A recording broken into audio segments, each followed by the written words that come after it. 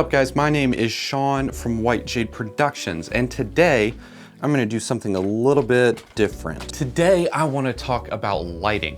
Obviously, lighting is incredibly important to any kind of production or setup, but today I wanna talk about how to create the best cinematic lighting you can with two of the cheapest lights you can get out there. You don't have to get these exact brands I'm gonna say in the video. I'm not affiliated with these brands at all. I just use them personally and like them. You can get whatever you want, but this is how to create the best cinematic lighting you can possibly get with only two regular lights. Now we are filming this all on the Red Dragon right here. This is currently how things look on the Dragon. I can't quite tell if I'm in focus or not because I'm too dark, I'm not lit. All I have going on in this room right now is I have a window here and a window here. So I'm kind of sat in between both windows at a 45-degree angle. I'm like literally facing the corner of two walls. What we're gonna do is we're gonna motivate the lighting from this window to my right, and we're gonna use another light to kind of shape and give a 3D image to this right here, because obviously this is dark, and when you're using a compressed lens, by the way, we're shooting on the Blaze Arima 65mm at T2.8, you wanna give as much kind of three-dimensionality you can out of lights, since the lens is compressing things so much, especially in this close-up. All right, before we get into everything right now, I want to talk about the room real quick. First, I already talked about the two windows, but we also have these Christmas lights, which I threw on because I like the ambience of just filling out the space of the room with a different color, which might be why I leave this overhead light on. I'm gonna test it, flicking on and off. By the way, that's something you should be doing as a DP, testing to see if you want to leave the house lights on. I know we typically just go, throw everything in the house off. I don't want it on, it's ugly. And that's true a lot of the time, but not all the time, especially when you're trying to get a certain look. Sometimes house lights can work for your advantage. But besides that, we're just gonna go ahead and motivate this window by using the Amaran 100D. I love this light. It is one of my workhorses. I take this to every single shoot, basically. If I'm using lights in the shoot and I'm not, I've not hired a gaffer, or there's not somebody else coming with extra lights, then this is my first light I'm grabbing and throwing into my bag. It's just absolutely phenomenal, super bright, works great with this Aputure Light Dome Mini 2. If you're gonna pick up any kind of softbox, this is the softbox I'd get. When I got it, it came with this honeycomb grid and this reflector dish inside. So basically, obviously you can see right here, you know what, this is a great way to show this. Here's how the honeycomb grid works. When you are facing it directly at something, it spills light onto that. The more farther away you get from that light at an angle, the less you can see of the light. I'll turn it on. Okay, you can't see any part of the light itself. The more I turn it to the camera, the more the light you can see, the more the light spills, and you're getting the full force of the light.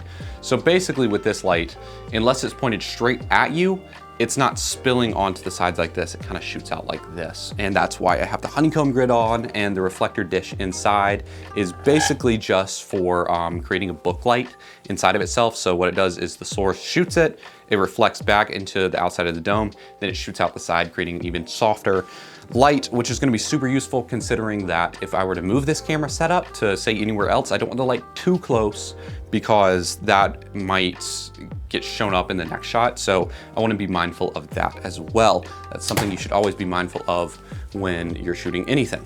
I did not mean to drop my light, it's fine. I only dropped it like an inch. All right, so here's what we're dealing with right now. Yeah, there we go. This is kind of gonna be probably where I wanna be seated. Yeah, I like that. I like this framing. We're gonna keep this light just right here, and it's just kind of spilling onto my face, creating this nice, soft, cold look. Okay, now what we're gonna do next is we're gonna spill some light in the background right there on that wall, coming from the red. That won't look right on the Lumix. That wall.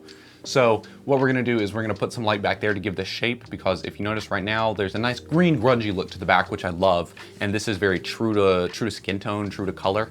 But I really want the image to have some depth. And you can do that with lighting, not just, not just set design. By the way, you should be paying attention to your set design. We're about to use it in our lighting. Let's talk about this light right here. This is the Amaran 60X, it's bi-color. We're gonna set it to its warmest setting, which is 2700 Kelvin. I'm gonna flick this on right here.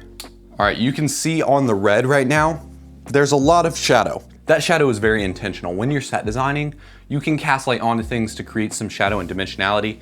What I don't want though, and what I'm not liking right now, is this kind of sunset look. I'm gonna go sit in frame so you can kind of see what this looks like. All right, so here we are sitting in frame.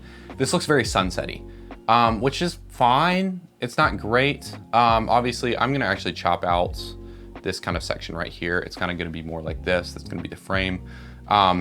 I'm really not liking how much it looks like a sunset. That's not what we're going for. So something I often do is I'll take some foil, or honestly just a piece of paper, because I don't have any foil on me. This is what I did. I literally just stabbed a piece of paper and cut some holes in it. Not only does it diffuse the light a little bit, it kind of scatters it, and it makes it seem like it's bouncing a little bit more, like bouncing off of a glass table is kind of what I reference to this. It looks like there's some refractions going on, which is exactly what I want.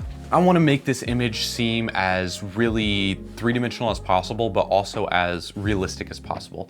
Getting this look up here just looks real.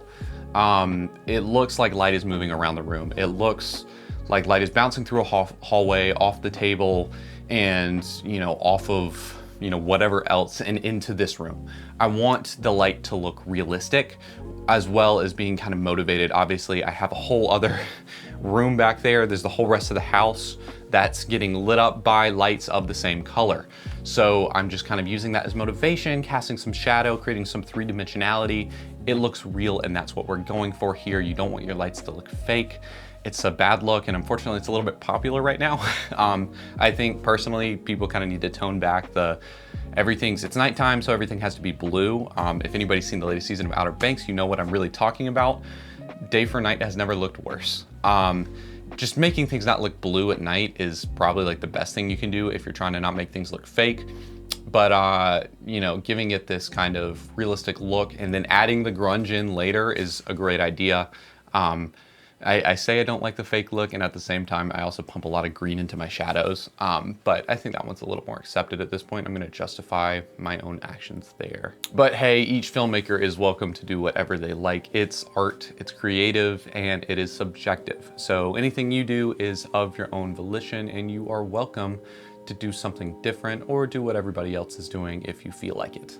Now, this is pretty much right here the final image. What I'm looking at right now on my on-camera monitor for the red is, I pretty much like that.